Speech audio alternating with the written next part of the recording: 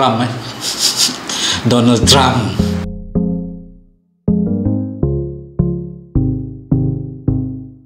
Hai, Assalamualaikum dan selamat kembali ke channel Khairul Onggon. Terima kasih diucapkan kepada anda semua yang sudi bertandang ke channel ini. Kepada yang dah subscribe, terima kasih aku ucapkan. Kepada yang belum, sila tekan tombol subscribe di bawah, like, komen dan share. Kepada semua kawan-kawan, teman-teman semua, terima kasih. Sahabat-sahabat daripada Malaysia, Indonesia, Brunei, seanteronya, terima kasih kerana menyokong channel ini. So hari ini aku ingin membuat reaction video. Video yang kita nak react hari ini adalah berasal daripada Malaysia, iaitu daripada APHD Channel. APHD Channel ni bermaksud aspirasi pendidikan dalam bentuk HD, iaitu video footage dia adalah semua dalam definisi tinggi ataupun high definition, sebab tu HD. So sedikit maklumat tentang APHD Channel ni. Kalau kita baca, APHD Channel memberikan pelbagai fakta dan penjelasan terhadap pelbagai isu di Malaysia maupun luar negara melalui dokumentari pendek. Cara olahan video ni mudah difaham, jelas dan ada fakta. Memang menarik. So kalau korang belum subscribe APHD Channel ni, pastikan tekan tombol subscribe, like, komen dan share. Memang channel ni garanti korang akan puas hati. So tanpa melengahkan masa, kita mulakan reaction video yang bertajuk bagaimana Indonesia menjadi kuasa besar ekonomi dunia.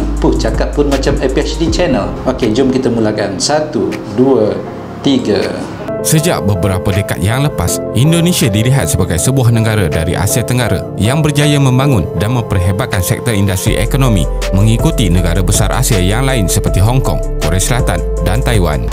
Walaupun ekonomi Indonesia berkembang dengan baik pada tahun 1980-an dan 1990-an, Indonesia sangat terkesan dengan krisis ekonomi yang melanda seluruh Asia pada tahun 1997 yang kemudiannya menyebabkan berlaku reformasi dalam politik di negara ini. Selepas itu, ekonomi Indonesia dilihat semakin pulih dan memiliki status negara yang sedang berkembang dengan sejarah yang pelbagai dalam ekonomi, kebudayaan dan politik. Jadi, video kali ini kita akan melihat bagaimana Indonesia menjadi kuasa besar ekonomi dunia. Kuasa besar ekonomi dunia.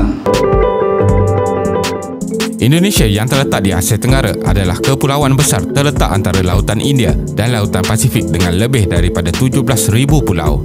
17,000 pulau Sekitar 1.9 juta kilometer persegi. Indonesia mempunyai tanah yang subur untuk pelbagai jenis pertanian dengan sumber bumi seperti petroleum, gas asli, arang batu, biji timah, bausik, tembaga, emas, perak. Sumber alam yang banyak. Besar ekonomi di dunia dan bersedia untuk melonjak sehingga tangga kelima menjelang tahun 2030. Peratusan kadar inflasi di Indonesia kini berkurang sehingga satu angka. Hutang negara juga rendah pada kadar 29%. Menarik. KDNK, dan dalam tempoh 10 tahun yang lepas, kadar pertumbuhan ekonomi telah meningkat dengan purata 5.3% setahun. Pembangunan ekonomi yang positif di Indonesia ini tidak hanya berpusat di ibu negara Jakarta sahaja. Jakarta mempunyai saiz populasi pertengahan juga dilihat pesat membangun seperti Medan, Bandung dan Surabaya. Medan saya pernah berkunjung ke Medan, tapi saya ingat tahun bila, mungkin 10 tahun yang lepas. Maybe kita akan buat reaction video pasal Medan lepas ni. So interesting. Faktor-faktor pemangking ekonomi Indonesia. 1. Kebangkitan Asia. Pertambahan jumlah populasi yang termasuk dalam kategori golongan pengguna di peringkat global akan meningkat sehingga 1.8 bilion orang. 1.8 bilion orang. Daripada 75% daripadanya adalah dari Asia. Perubahan ekonomi di negara China dan India dilihat sangat mengagumkan. Ini akan meningkatkan permintaan pelbagai sumber dan komuniti yang boleh dibekalkan dari Indonesia. Ianya dapat dilihat dari jumlah ekspor Indonesia ke negara China dan India yang telah meningkat sebanyak 15 hingga 20%. Kedua, proses urbanisasi. Kadar populasi penduduk yang tinggal di kawasan bandar-bandar utama di Indonesia dijangka meningkat dari 53% pada waktu sekarang hingga 71% pada tahun 2030. Ramai. 23 juta penduduk berpindah ke kawasan bandar. Bandar-bandar baru juga akan dibangunkan serta dapat meningkatkan KDNK hasil pendapatan ekonomi di bandar dari 74% kepada 86% menjelang 2030. Ketiga, pertambahan populasi tenaga kerja muda. Populasi penduduk muda semakin meningkat di Indonesia. Dianggarkan mencapai jumlah 280 juta daripada 240 juta pada masa sekarang. Ini berbeza dengan demografi kebanyakan negara lain di Asia yang kebanyakannya mempunyai ramai populasi lebih berumur. Jumlah tenaga kerja. Tadi dia cakap di Indonesia antara negara Asia yang mana populasi anak muda dia lagi tinggi, lagi ramai, lagi banyak. berbanding negara-negara ASEAN lain. Dahsyat. Anak muda Indonesia, tahniah. Muda yang lebih produktif ini akan menyumbang Lebih produktif. ekonomi sebanyak 20.4% menjelang 2030. Keempat, perkembangan penduduk seiring teknologi. Pada sedekat yang akan datang, rakyat Indonesia dilihat semakin maju seiring dengan perkembangan teknologi dan digital. Pada waktu ini, terdapat 220 juta langganan teknologi mudah alih diguna pakai oleh penduduk Indonesia.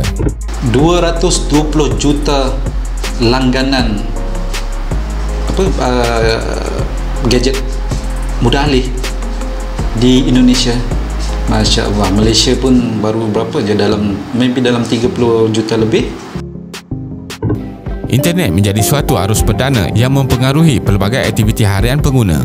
Oleh itu, sistem perhubungan menjadi mudah dan efektif. Betul. Ianya akan sentiasa ditambah baik seiring keperluan dan kehendak pengguna yang semakin ramai. Kelima, kesan dari perang dagangan Amerika Syarikat dan China.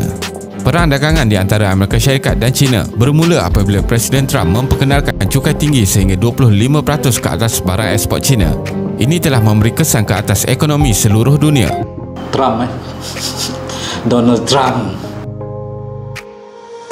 malah mengubah sektor perdagangan di Indonesia. Oleh kerana barangan China tidak lagi diekspor ke Amerika Syarikat, peniaga dan pengusaha syarikat China mula beralih arah kepada negara besar seperti Indonesia. Mereka juga berminat untuk menjadikan Indonesia sebagai lokasi baru untuk penghasilan dan pengeluaran barang.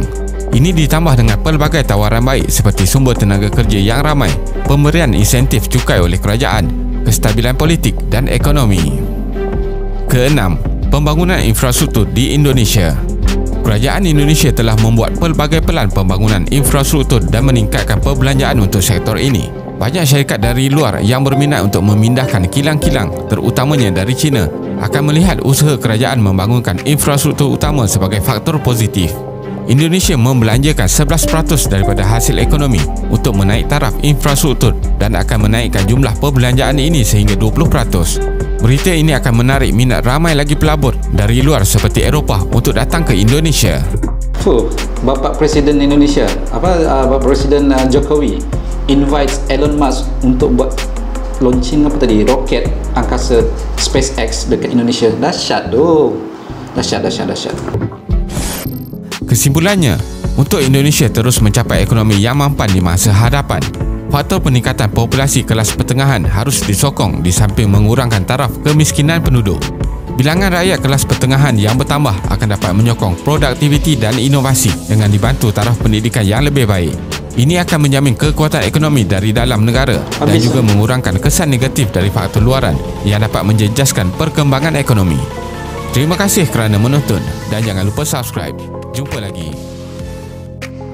So itulah dia tadi video daripada FPHD Channel yang bertajuk bagaimana Indonesia menjadi kuasa besar ekonomi dunia. Memang salute dengan negara Indonesia. Tahniah diucapkan. Mudah-mudahan ya betul akan menjadi kuasa besar ekonomi satu hari nanti. Sama-sama kita doakan semoga negara Indonesia maju, sukses dan menjadi kuasa besar ekonomi dunia. Lagipun kita negara-negara serumpun akan dapat menikmati, orang cakap, tempias kemajuan dan pertumbuhan ekonomi itu nanti. So video ni sangat menarik, iaitu daripada FPHD Channel. Video ni memang mantap, memang penuh dengan informasi padat, lepas tu ada dengan footage video yang cantik, dengan fakta yang jelas, dengan suara yang memang sesuai. So guys, Assalamualaikum warahmatullahi wabarakatuh. Jumpa lagi, bye bye.